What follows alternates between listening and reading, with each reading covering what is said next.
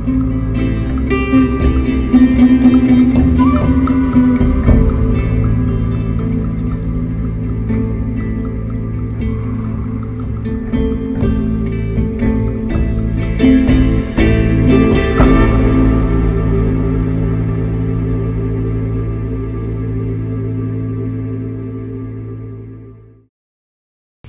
to the penultimate episode of Voyagers Adventure, episode 7. One more episode after this before the park is finally finished, and we have the B&M Family Wing Coaster. How cool does this look? I'm so happy with it.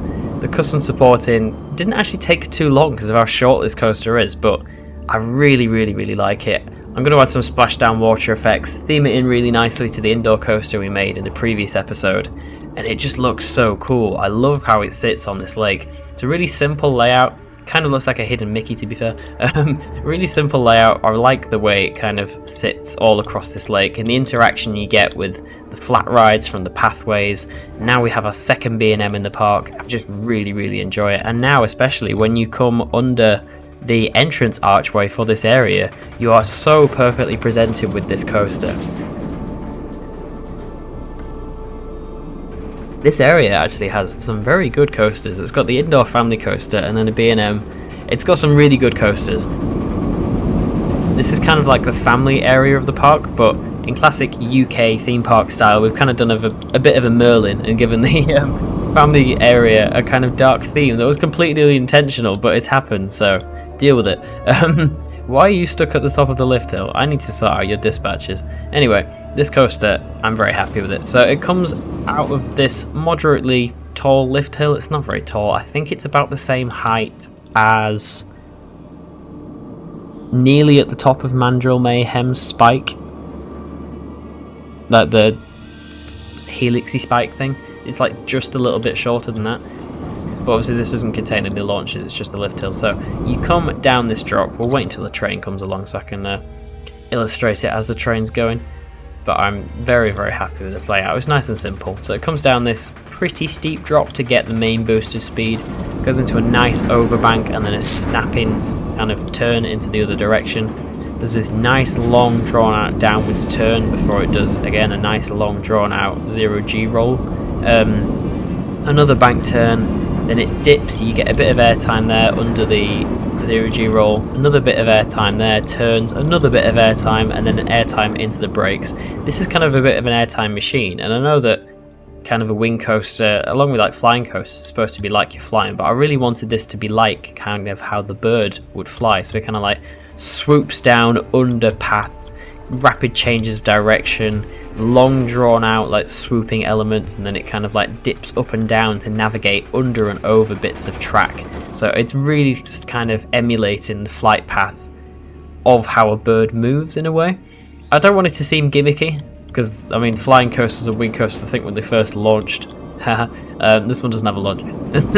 When they first kind of appeared, probably seemed a bit gimmicky, but now that B&M are constantly innovating and coming up with new designs like these family wing coasters, they can really push what a family coaster can be, and kind of how this coaster's been designed. It's not like gimmicky in a way that kind of a bit like how Mandril Mayhem is, how it's got like the big theming piece that the ride kind of focuses around, and this is just a lot more simple of a design, and I wanted it to be simple.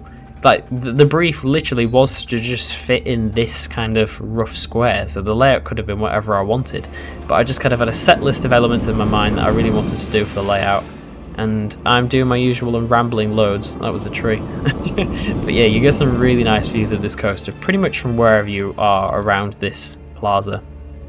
But the plan is I'm going to build up the station, finish a bit more around this area to kind of tie it into the area we built in the last episode. I probably could have made it easy for myself last episode and not do the flat rides and the restaurant, just focused on the dart ride. But no, I don't proportion episodes well. You think I think about stuff in advance. So yeah, that'll be the wing coaster, and as an aside for this episode, I completely forgot about this flat ride. Like, just straight up completely forgot. Like, it's supposed to kind of bridge these two areas together, because I needed another flat ride and something to fill this space. So I went with one of these, I don't know, the classic planes rides. I really like the look of it. Oh, can you actually, you can move the wings. That's quite cool. Wow, these models are so detailed. Yeah, you can move the wings and stuff and fly around. That's cool. And then I've put like a plane there as like a feature. I didn't want to do a crashed plane because I don't know, you wouldn't really want a kid's ride. Like you going on a plane, you just see one crashed. It's like, it doesn't really work very well. It's like, come on this, you'll crash. No, so it's like a kid's flat ride to go in with and not so much kind of like kid-friendly area. I mean, this is a family coaster and a very high thrill coaster with a family rapids and a family coaster, so I kind of wanted something a bit for the smaller kids in a way, so that it could still come in this side of the park. So yeah, that's what that's for. I'm going to do that this episode, and probably finish off this waterfall as well that I just totally completely forgot about, and that'll bridge these kind of 3 areas, more like 4 areas together. And then obviously this is next episode, we'll talk about that at the end of this episode, and finish the wing coaster. So quite a lot to do in quite a small area for this episode, but I'm excited. It's the penultimate episode of this series. One more episode left where we build this coaster. I'll talk about it at the end. But yeah, I'm so excited to finally get this series finished and move on to something new. But I really enjoyed Voyagers Adventure, and I'm still enjoying making it, so I will get back to you once I've made more progress on this wing coaster. Well, I said this episode was going to be a quick one, and update 1, we have done so much already. Nice triggers there I've put on the ride. There's a couple of like theming islands that I've put around the kind of lake thing as well that we've got around this themed area, but I've done quite a bit. I told you this is going to be a shorter episode, and it will be, because this is kind of like the middle break episode in between this whole area and the last area, which I will show you next episode and tease at the end of this one. But yeah, I've done quite a bit. So obviously you would mainly approach this coaster as you were coming into this area. So this is where the next area is going to be, by the way, down here. So that'll split off there. And then you've got the area that we built last episode with the amazing views of the wing coaster across the lake. And even when you come into the area, you can see it just cresting the top of the lift. Got a splash at the bottom of the first drop as well. Just a cool little effect. I love how close it gets to the path as well. Like, imagine being stood here. I know you've already all seen this, but I just love it. It's so cool. Yeah, so obviously this coaster needs a name, but I asked for that in the last episode. So I'll reveal the name for that obviously at the end of this episode in the tour. But yeah, I've done quite a bit actually for this area, so I'll go through it all. Firstly, you've got these covers that go over the track that goes over the path, just so you don't get objects falling on any guests that are going to be underneath. I've kind of gone for the destroyed kind of outbuilding castle. It almost kind of looks a bit church-like, the structure. I just kind of got a bit carried away with beams. Nothing unusual for me, but obviously that's the exit down there. I've got like ruins there and the entrance to the queue. Nice and like intimate with all the trees and foliage everywhere, branches. The station, I'll get to that. And then you get like a nice view as you come around here into this area, which, yep, there we go, train zooming past, which I think is really cool. Then it kind of winds round up onto this platform up here, which this bit's enclosed at the back so you don't see the maintenance area, and I've tried to put as many trees and bushes as possible down here so that you can't see that other themed area, because once you know the theme of that, it will completely break the immersion for this one. But as you can see, the dispatches are pretty good for this family wing coaster, flying along. Custom station and everything, as usual. You know me, I always like to do custom stations. And I've kind of done it as... So obviously this being a wing coaster is that white bird that's protecting the temple that we talked about when I was building the dark ride. So this... I'll kind of go in that, like, it's claimed this station building, kind of like it's its nest almost. You know, like birds gather like foliage and sticks and stuff to make their nest. That's sort of the theme I was going for. So this is that white bird that you'll be riding. And yeah, I'm really happy with this station. The beam work, it looks like a lot, but it didn't actually take that long to do, because once you've built one of these A-frames, you can just copy it across. So I am in the train. There we go, I just got hit. But yeah, once you've done it, it's not too bad. So if you create something as intricate in detail as this, you can just copy and paste it all. But obviously it's not finished. I still need to fill in this booth here. I might put on the row numbers and stuff, give it a custom texture on the actual station platform, and the exit side as well. You just kind of come down here and then back out. I need to add the photo unit like I have done for all of the roller coasters in the park. Oh, but I'm really happy with it. Then camera work. Once you come into these two airtime hills and then into the brake run, I've put this facade here so that you don't see the maintenance road behind, because obviously that just completely breaks from the immersion. I've put in this little retaining wall here, and you'll see what kind of goes there in the next episode that makes this make sense. But I needed this flat area, and this needed to like flatten off down to the maintenance area of that coaster. Don't know where that route's sticking out. So yeah, I've put in a retaining wall there. This is the maintenance area for this. Obviously there's some sort of building there that houses electronics. Another facade so that you can't see behind it. And then the actual maintenance area, you can't really see it too much as you're pulling in. Obviously because of the straights, you could probably only look about that far. So it's semi-themed in, semi-not. I need to still add more realism stuff, but so the track could just slide over, and then you've got room for the 2 trains on here. Yeah, that's about all I've done so far. If we go down here, I've pretty much finished the right side at least of this bridge that looks down. I need to add loads of rock work and stuff to make it look a bit more interesting, and then obviously I need to theme in this side, and then I think in the next update I'm mainly going to focus on this area that I kind of neglected quite a few episodes ago. I said I would come back to it, I didn't, now I am. So we're going to do this kind of like middle theme between all of these areas of this like plane ride. I just wanted something to fill the space, and I think it does quite nicely. Nice on the lake as well, as you can like fly around and get good views of, literally panoramic views of this whole kind of triple area collide going on. Yeah, so finish the rest of the bridge, and then that's the next area, which I'll discuss at the end of this episode, so you can choose the name for that. I was going to say final coaster, but there's actually 2 coasters down here, so how many coasters have we got in this park now? Got 1, 2, 3, 4, 5, 6, 7, 8. So this park will have 8 coasters. That's really cool. 8 coasters in the park. Ooh, I think that's the most I've done in any park. Is it? I think it might be. I don't know. I'd have to count, but I'm pretty sure it might be. Most like, I don't know, perfected coasters anyway. Yeah, I really love this. It's just really simple layout. That's what I've kind of gone for with these, especially with the B&Ms in this park.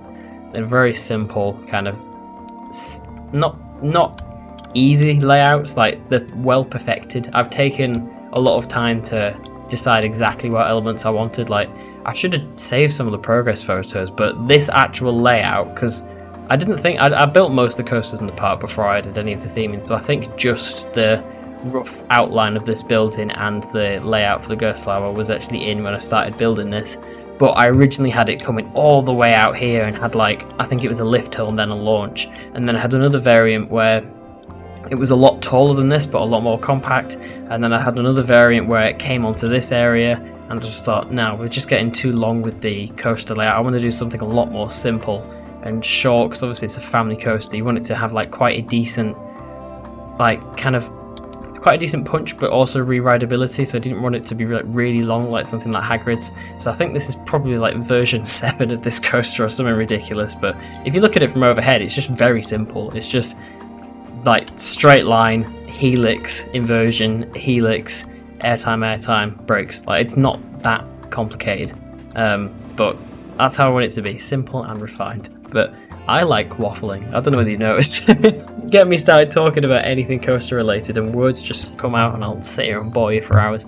Anyway, I'll get back to you. I'll leave this area, I think, for a break until the final update, but for now I'll move on to this area. I'll stop talking. Give me a second and I'll get back to you. Lots of progress has been made on this side of the park. Obviously not a lot in this episode. I said it was going to be a shorter one.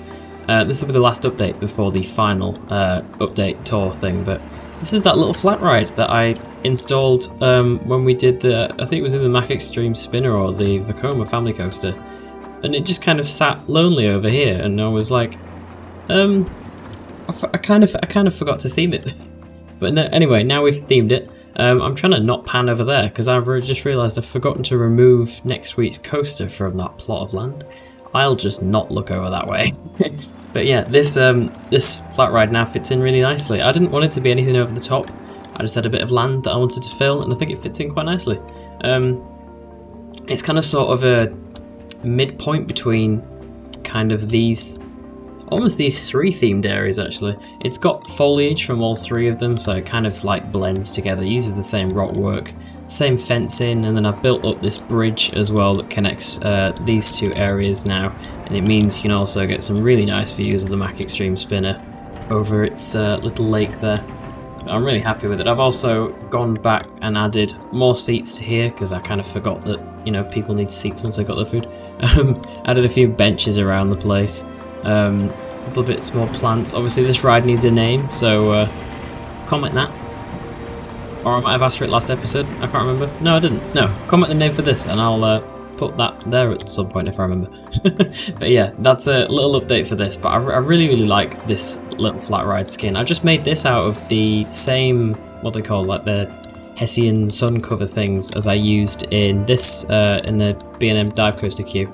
I used them and built this like kind of shaded structure over. Obviously it's not 100% shaded, but it kind of offers you some nice shade while you're on the ride.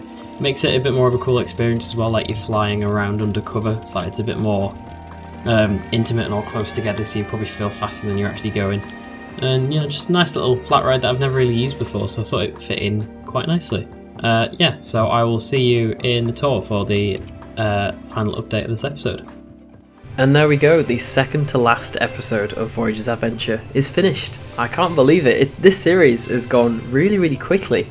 And for you lot, it'll have gone even quicker. I mean, for me, saying it's gone quickly, it has taken over a year and a half to get to this point. But, yeah, this will be, what, 7 weeks in for you lot? Only a year and a half in for me. But the views across this area, I'm in love. Just the whole kind of gothic vibe of it is giving me like really big Dark Universe vibes. And the comparison between the size of the two B&Ms I think is quite funny. But this will not be the last B&M in this park. There will be another one coming next episode which I'll talk about later, and I absolutely love the view you get from here of the coaster going across the lake. Water's been a big part of this park, and how it interacts with pretty much all of the coasters was something that I considered very early on. And especially the views across the different areas as well. I know obviously you're going to be able to see into all the different, oh that's so cool, into all the different areas from each other, but it doesn't really break the immersion too much because they're all generally adventure themed, and this coaster blocks quite a lot of that view anyway from this area. But just coming down, getting closer to the coaster is, I just love getting close to coasters as well, and especially when they're over water, it just makes them so much more like, I don't know, cinematic and picturesque. And just when you come around this corner, out of the Atlantis area, into this new themed area, you just get such a good view of the coaster. I love how it just kind of crests over the path there. Splashes down, all twisting around the layout. And I know you've seen this angle a few times now, but the inversion coming towards you, you'd expect that would be one of the most photogenic parts of the ride. I just absolutely love the way this has turned out. All them punchy airtime hills towards the end, and then it goes once again over the path back to the station area, and this now provides a nicer entrance to this land as well that we've created, a second entrance, which is nice. You just get so many nice like vantage points of the different coasters, like that one there, it's kind of like framed by the building. And this area is a lot more like open and expansive than the rest. I was kind of playing with different levels of crowds and how that would impact the different size of the areas. And that's something I'm definitely going to consider a lot more in my next park, and because the park after that as well. My next park's going to be quite a small park, and the park after that will be a fair bit bigger, but not as big as this. So that's definitely something I've learnt whilst building this. And the coaster name, I've decided, here it is. Thank you so much for suggesting this coaster name. I'm sure it's excellent, just like they all have been so far. Only one coaster, well technically two, to guess after this. It's gone really quickly, this series. Not many more chances to name something in this park, so get commenting please. Oh, just look at the views.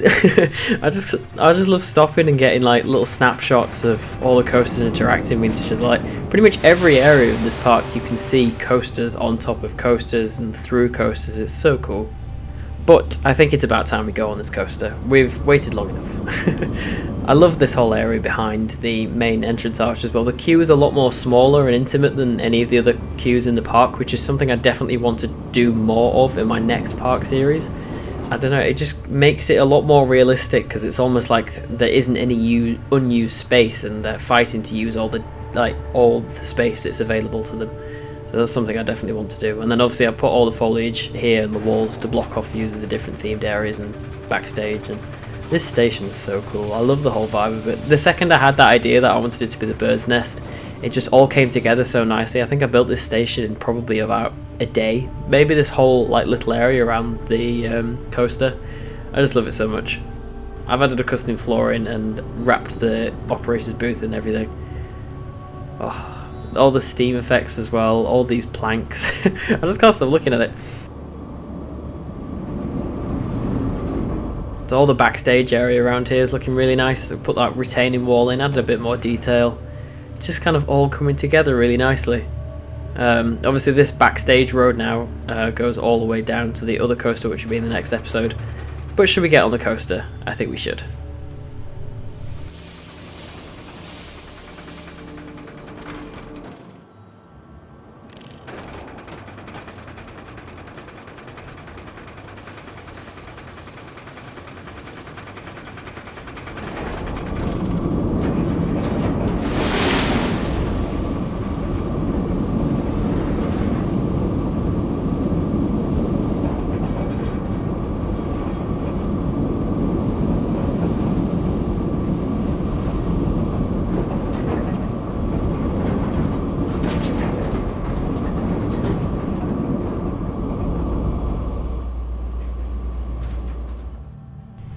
And there we have it. That is the Family B&M Wing Coaster, all complete at Voyagers Adventure. I absolutely love this coaster.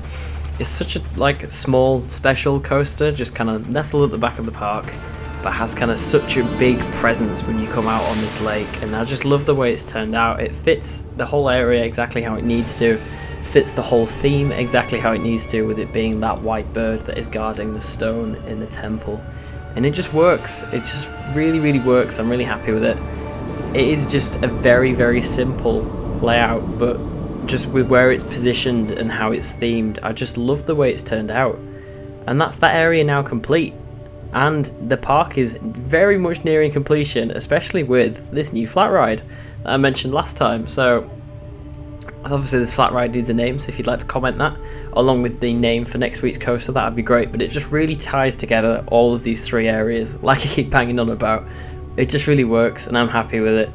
I definitely want to use that sort of theme again because I really like it, but how it interacts with all of this water area over here and the waterfall at the back gives you some nice views across. Obviously would be more detailed landscaping if Planet Coaster had that in the background. And yeah, that's about it. Next week, this is another pretty big area actually compared to the last few episodes. It's probably going to be about the same size as the Vekoma area, but the coaster that will be taking the main place in this area, which is the spiky looking building at the back, will be a B&M invert, but with a difference. It will be the world's first launched B&M invert, which is going to be really cool. Never done. Have I done a B&M invert before? Yes, I've done one in a park, but I've never really given one so much realism attention because obviously this is going to be fully custom supported. But lovely launched B&M invert will fit right in this area.